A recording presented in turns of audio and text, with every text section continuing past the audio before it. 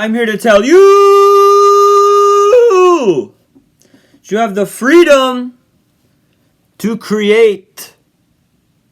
The most important thing for the artist of any kind, be it a writer, a painter, a filmmaker, a drawer, is the freedom to think anything, to feel anything, to say anything, and to write anything down. I think this is such an important message in 2025 because there are dark forces out there that seek to limit and restrict you and tell you, oh, stop saying that kind of shit. Stop saying that kind of shit. Just a garbled, gross, disgusting, wet, soggy, greasy bathroom floor society we live in tries to tell us, the brightest bulbs in the room, that we can't say what we want. And I think that's bullshit.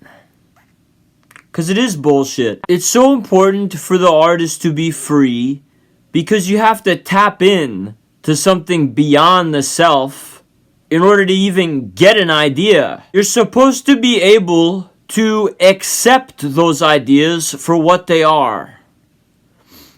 So you do not want to impose logic and morality on your ideas, or else you won't ever be able to work on them. I don't care if people think that you being an artist or a writer is being a dickhead. Because they're wrong. They are the dickheads. They are the dickheads. They are the dickheads. They are the dickheads. Even just by being an artist, getting these ideas and translating them to different mediums, you are operating on a higher level of consciousness than every single one of your subhuman haters. You are already better than them just by doing that. This is a conflict, an interplay of forces. The expansion of human consciousness and the restriction of human consciousness. You are, as an artist, on the expansion side. So you need to have as much freedom as possible, all of it, all of the freedom you could possibly have in order to think, do, say, and write what you want. And that's not what I think, and that's not how I feel, it's how it is objectively in reality. That's another advantage we have as artists. We could tap into objective reality better than 99% of human beings, quote unquote, ever will in their entire fucking lifespan. All 80 years of it. Mediocrity tries to drag down genius like a ball and chain. The ugliness of the world distracts us from seeing its beauty. So I'm here to tell you, do not slow down a single mile for them. Do not go backwards a single inch for them. Don't go back a single centimeter. Don't go back a single millimeter. Just go forward. Focus the best you can and find a way to get the work done. That's the most important thing you can do. Ignore the hatred, ignore the distractions, eliminate the distractions, completely destroy everything that tries to restrict your freedom of thought. And this freedom of thought is universally constitutive of being a human being. Both before and after governments try to deny or affirm your quote-unquote right to that freedom. It's something that you have inbuilt just to be a person. It's not something that a government can give you or take away from you. It's a constitutive part of being a person. Being a human being includes the freedom to think however you want. How do I know this? Because most people take this for granted. Most people don't have to deal with fucking 4 or 5 chitter-chattering background noise voices in their lives every day, all day, 24/7, 365, telling them to stop thinking about it. Stop talking about it. I don't want to talk to you about that. So they take their freedom of thought for granted because their thoughts just go smooth. They just go from point A to point B. If your thoughts don't go smooth, you start to realize just how horrible life can get. I mean, it's mental torture. It's literally like trying to put the ocean that is your mind, heart, and soul, your consciousness, your spirit as a human being, and force it to fit into a tiny cardboard box, dealing with that kind of shit. Any restriction on the artist is a great tragedy. You have to be able to go where you want to go. You have to be able to go where the ideas take you. You have to be a faithful servant of the ideas. You can't serve morality and you can't serve logic. Because logic and morality are poisoned by cultural conditions. And the ideas are not. The ideas are transcendent. So go there. Go forward. Feel as much as you can and accept those feelings. Do not try to force them out of your own body. Do not allow others and demonic entities to force them out of your body and make you bitter and resentful and hateful and empty and numb and depressed. Open yourself up to them. Do not superimpose intellectual or moralistic dogmas and restrictions on them like, that's a bad idea. Nothing is off limits to the artist, to the writer. Nothing. In terms of subject matter, what it's quote unquote about. Because the ideas don't recognize such limitations. You get those ideas anyway. Your job is to fucking create something out of them, no matter what they're about. It doesn't matter what it's about. It only matters what it's about to the extent that it's within the idea itself. Only the idea can determine the boundaries that it has. Otherwise, they know no outside boundary. It's a self-enclosed system involving you, the ideas, and the work of translating them into some given medium. It's a closed system. Anything trying to intrude on that system and restrict it is evil. It's evil.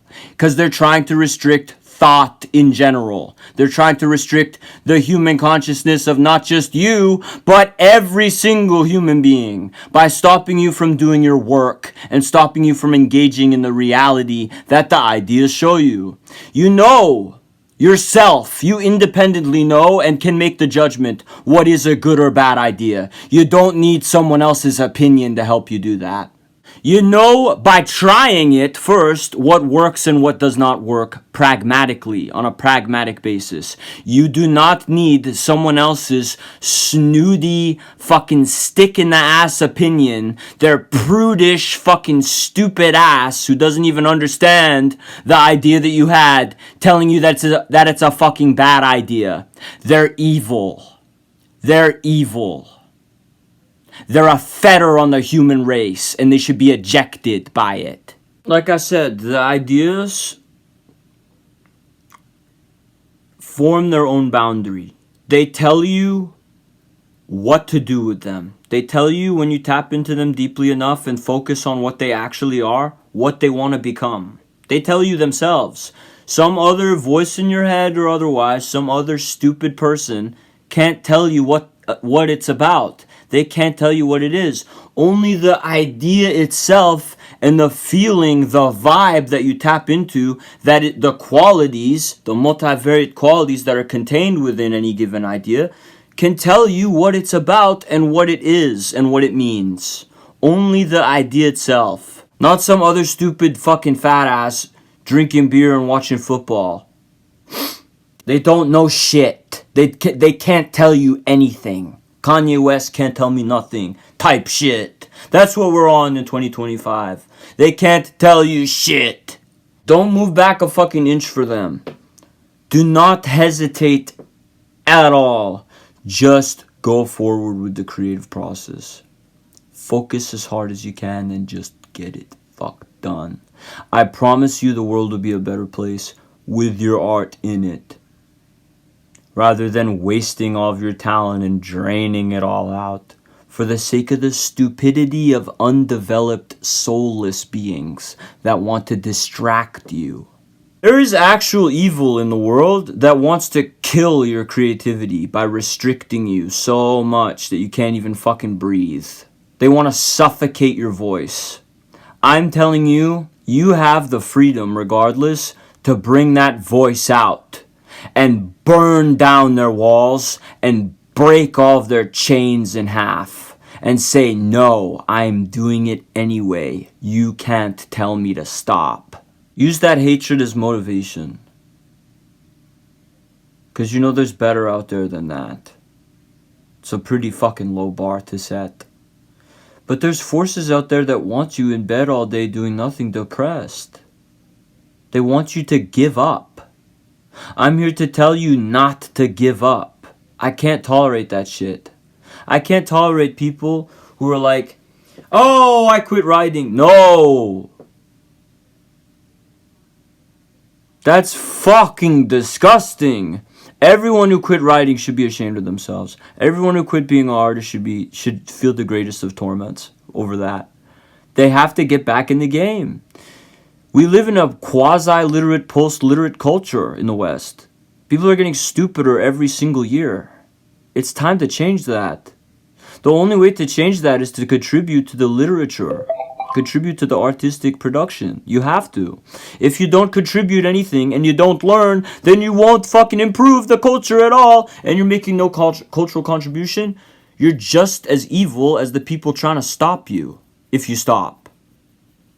And I'm telling you, they're so stupid, they're not worth your time. They don't even understand the message that I'm sharing you right now. They don't get it. They just don't grasp that. They're not worth an ounce of your attention.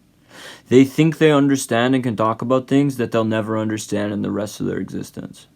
Because if they understood, they would shut the fuck up and fuck off and mind their own business.